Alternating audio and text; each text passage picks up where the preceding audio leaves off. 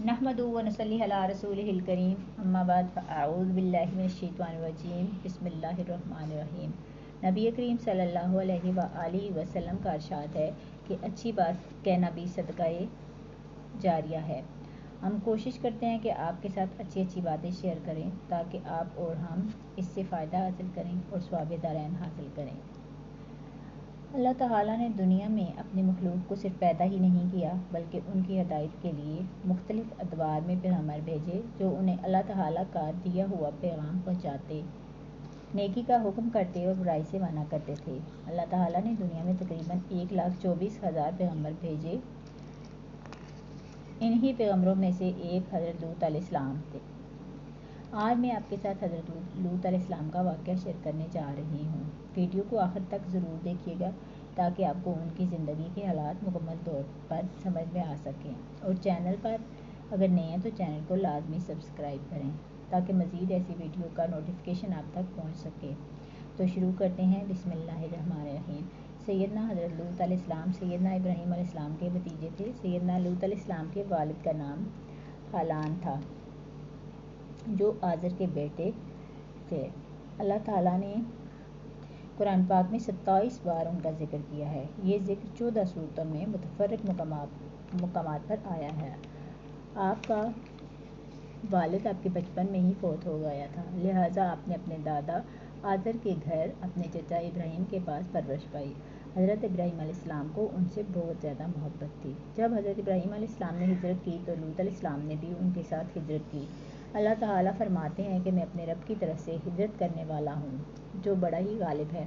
जब हज़रत इब्राहीम अलैहिस्सलाम ने हिजरत की तो अपने भतीजे लूत अलैहिस्सलाम को सदूम बस्ती की तरफ भेज दिया।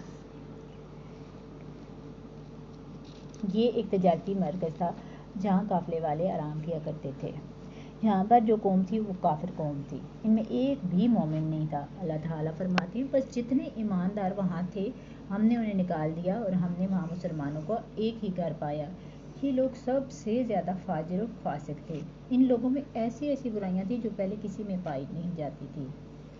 चुनांचे अल्लाह ताला फरमाते हैं कि जब लूत ने अपनी कौम से फरमाया कि तुम ऐसी बुराइयों के मुर्तकिब हो जो किसी और में नहीं पाई गई थी, तुम औरतों को छोड़कर मर्दों से अपनी हाजत पूरी करते हो। इस काम को कौम लूत ने शुरू किया था, लेकिन बाज़ कहते हैं ये तो फितरी चीज़ है और बाज़ कहते हैं ये तो जन्नात ने शुरू की थी। फरिश्तों की ज़ुबानी अल्लाह ताला फरमाते हैं कि फरिश्तों ने कहा कि हम एक इंतहाई गुनाहगार कौम की तरफ भेजेंगे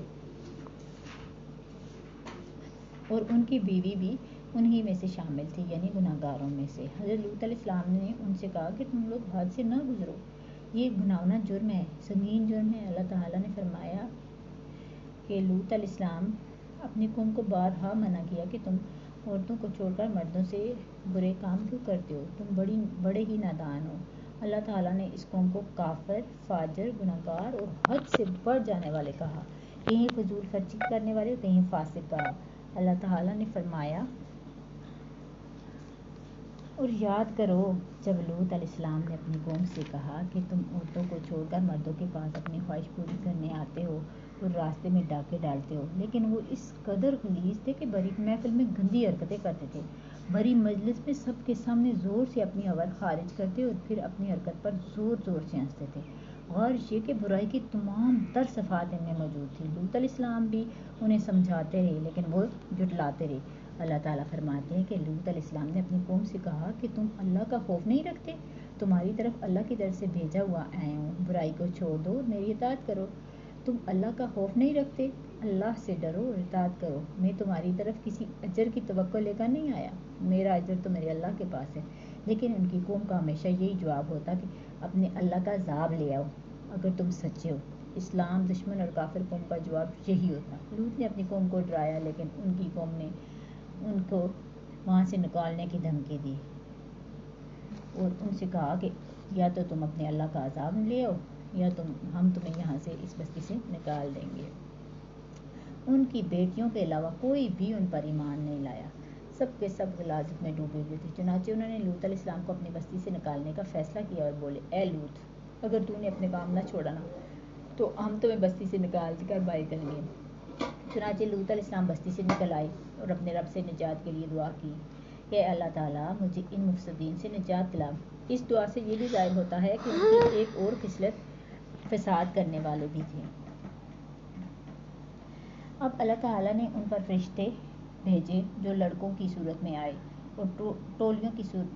اور ان کی ٹولیوں کے پاس سے گزرے تاکہ انہیں آزما لیں۔ اللہ تعالیٰ نے قوم لوط کے بارے میں فرشتوں کو کہا تھا کہ پہلے ان کے پاس جانا تاکہ تم لوگوں کو معلوم ہو جائے۔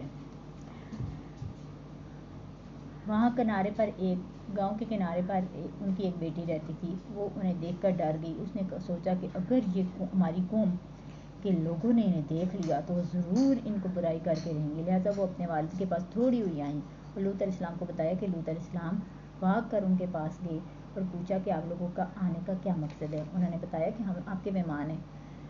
جب انہیں پتہ چلا کہ یہ تو مہمان ہیں تو ان کو جانے کا بھی نہ کہہ سکے، لیکن فرمایا اللہ کی قسم میں نے زمین پر اس سے گندی قوم اور کہیں نہیں دیکھی۔ آپ نے دوبارہ فرمایا، پھر 3 بار فرمایا، پھر 4تھی بار کہا کہ میں نے ایسی قوم تاکہ ان کو فرشتوں کو معلوم ہو جائے وہ بھانپ لیں لیکن وہ تو فرشتے تھے۔ لوط علیہ السلام کو اپنے گھر لے آئے اور بٹھایا۔ لوط علیہ السلام کی بیوی کافر تھی۔ وہ فوراً اپنی قوم کی طرف دوڑی اور انہیں بتایا کہ میں نے زمین پر اتنے خوبصورت نوجوانوں دیکھے ہیں، وہ ہمارے گھر آئے ہوئے ہیں۔ سب لوط علیہ السلام کی طرف لپکے۔ اس پر کافر اور فاسق جو تھے وہ سارے دوڑتے ہوئے ان کے گھر کی طرف آئے تاکہ ان سے لذت حاصل کر سکیں۔ لوط علیہ السلام انہیں روکنے کے لیے باہر نکلے۔ اپنی قوم سے فرمایا، اے میری قوم، تمہاری خواہش پوری کرنے کے لیے میری بیٹیاں موجود ہیں، یعنی قوم کی عورتیں موجود ہیں۔ انہوں نے فرمایا، میرے مہمانوں کو رسوا نہ کرو۔ ان کی قوم نے جواب دیا، تیری بیٹیوں سے ہمیں کوئی سروکار نہیں۔ لوط علیہ السلام بہت غمزدہ ہوئے اور بولے، اے کاش میرے پاس کوئی اور پناہ ہوتی۔ لوط علیہ السلام کے پاس کچھ بھی تو نہیں تھا، صرف ان کی بیٹیاں ان پر ایمان لائی تھیں۔ ان کی بیوی بھی کافر تھی۔ اللہ تعالیٰ نے فرمایا کہ اے پیغمبر، وہ لوگ اپنی ہر مدہوشی میں مست تھے۔ اب لوگوں نے گھر میں داخل ہونے کی تیاری کر لی۔ ادھر لوط علیہ السلام نے تینوں مہمانوں کی طرف دیکھا۔ وہ یہ دیکھ کر حیران ہوئے کہ تینوں بے فکری سے بیٹھے ہوئے ہیں۔ اللہ تعالیٰ نے فرمایا، تم لوگ تو غافل بیٹھے ہوئے ہو، ہم تیرے پاس اس قوم کا عذاب کا فیصلہ لے کر آئے ہیں۔ فرشتوں نے کہا کہ اے لوط، تو فکر نہ کر، ہم تجھے اور تیرے اہل و عیال کو بچا لیں گے سوائے تیری بیوی کے، وہ پیچھے رہنے والوں میں سے ہے۔ پھر ان میں سے ایک شخص آگے بڑھنے کی کوشش کی تو حضرت جبرائیل علیہ السلام نے اس کو ایسی لگائی کہ سب کے سب اونڈے منہ گر پڑے۔ فرشتوں نے کہا کہ ان کے عذاب کا وقت آ گیا ہے، کیا صبح قریب نہیں ہے؟ فرشتوں نے کہا کہ اے لوط، اپنے اہل و عیال کو لے کر آدھی رات کو نکل جاؤ اور پیچھے مڑ کر مت دیکھنا۔ صبح ہوتے ہی ان کی قوم کی جڑ اکھاڑ دی گئی۔ چنانچہ لوط علیہ السلام اپنی بیٹیوں کے ساتھ نکل گئے۔ پھر جیسے ہی صبح کی روشنی پھیلی، فرشتوں نے اس بستی کو اکھیڑ کر الٹا کر دیا۔ یہ تھا قوم لوط بدبخت کا انجام۔ مزید ویڈیو کے لیے اس چینل کو سبسکرائب کریں اور آئندہ ویڈیوز تک کے لیے اجازت دیں۔ اللہ حافظ۔